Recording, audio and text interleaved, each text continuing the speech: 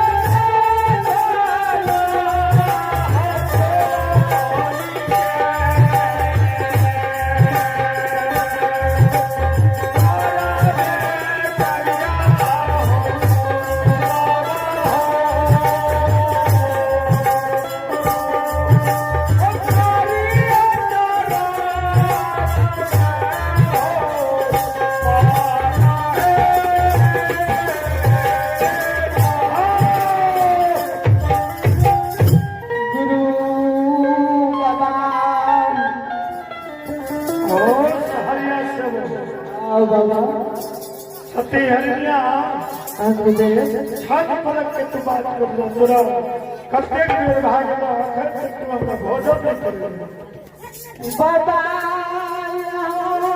के भोजन के कारण भाइयों सुजागर बाजार के लोग सुजागर बाजार में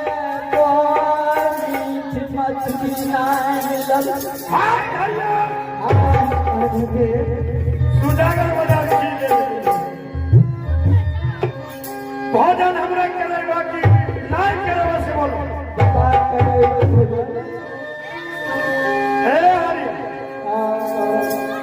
खस्सी पटा के मधुमास सोच लो जो खस्सी पटा के मांस मधुमास सती हरिया मधुमास के मतलब जान लो नहीं बाबा नहीं जान रे हरिया रे रमजीत माना का क्या अगर मार के तू भोजन छल पलक में करेगा तो नाम दुनिया में याद कर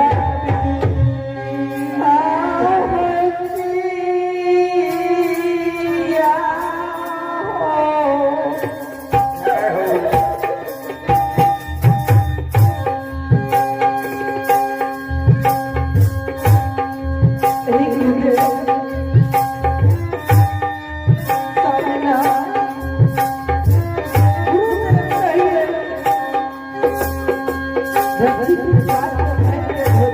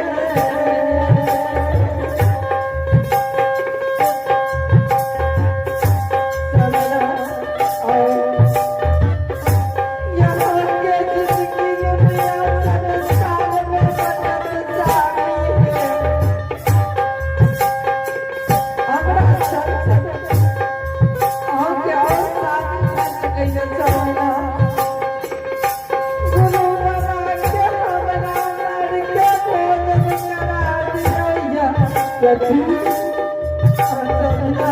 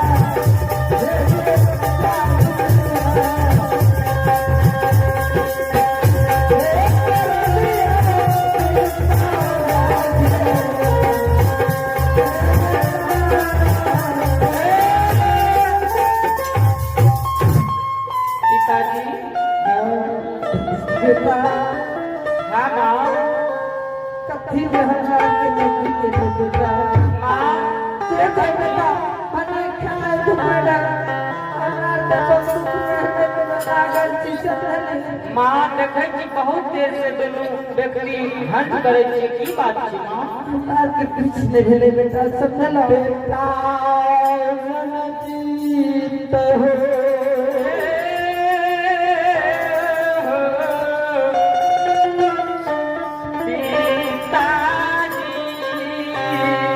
दुलरुआ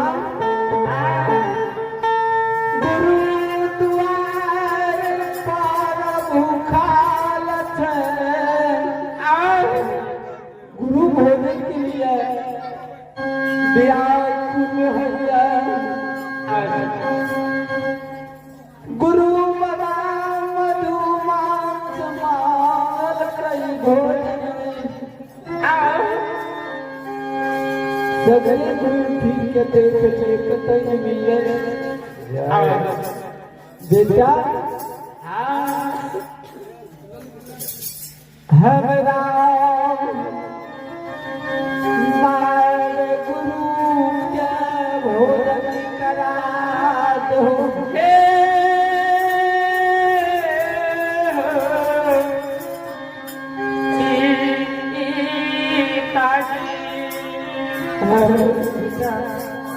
पिताजी क्या ऐसा अशुभ वचन बोले साहब? आहो गुरु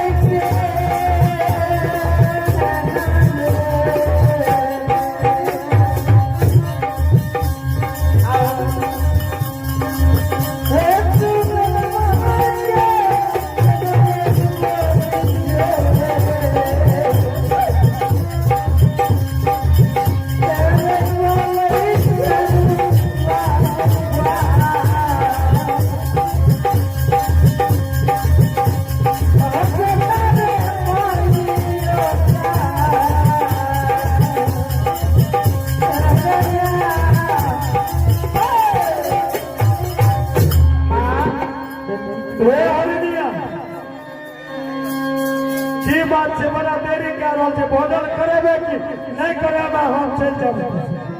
हे भगवान बाबा हमके भोजन जरूर करा सकल बड़ा देखे छे हे भोजन जीत बेटा सुगानमा मैया गे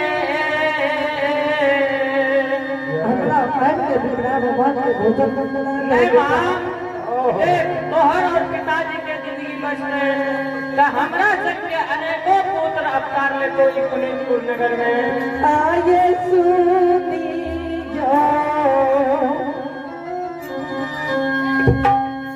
हे आवे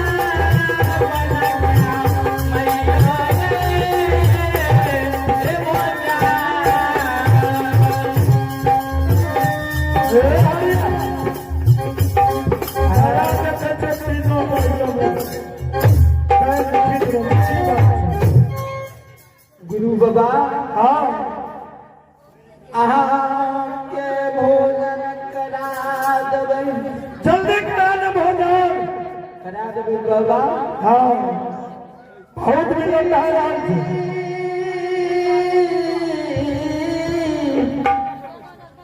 हरनिया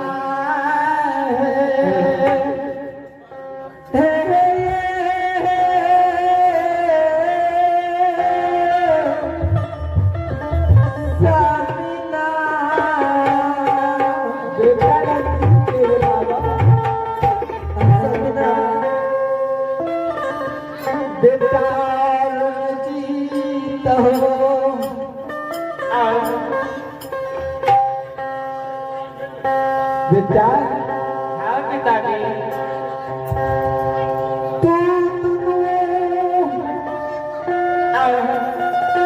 दोनों पार्टी जो ऐसे तुम्हारे यहाँ का सुंदर बसर कर रहा। पिताजी अगर तोरा दोनों के जिंदगी बचते तो हमरा संग ढेरी के नजदीक पालक से मदद लेते, हमरा मार के ब्राह्मण बाबा के भोजन करा दियो, एते हट नहीं करियो। सती सपना की करे बेहता कमैया हमरा मार के भोजन करा दियो। लेकिन जानी ना हम कैसे हमरे मार के गुरु बाबा के भोजन करा दियो। सती हाथ में करा गुरु दुआर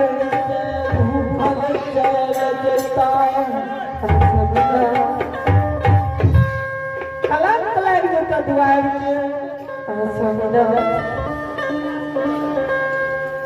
जे होलिया पति समझना जल्दी करो।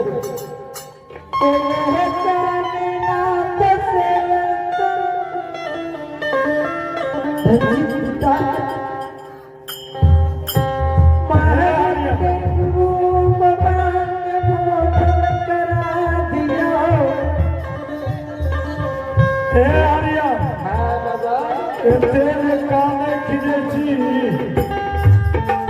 बेटा सतना मालूम छो तुम अगर भोजन करे ना छो हंस हंस कर दोनों दिन अरे नित वाला के मधु मांस बना के जल्दी भोजन करा दे ना जा भूखा के दुआरा से हम चल जाओ हम प्राण सुचित बाबा के पास तोरा लग दे तो कबरो बोलने से तेरे भगवान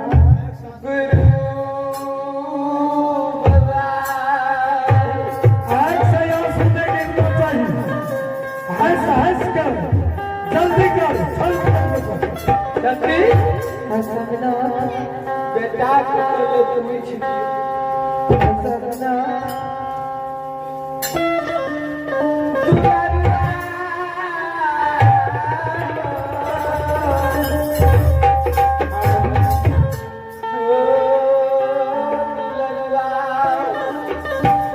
बोला पिताजी।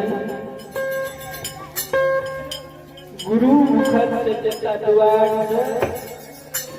गुरु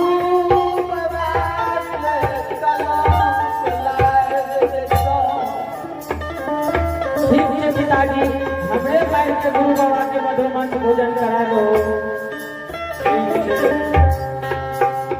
आहा बाबा कुछ देर विश्राम करियो। हम आके व्यवस्था में लागे छी।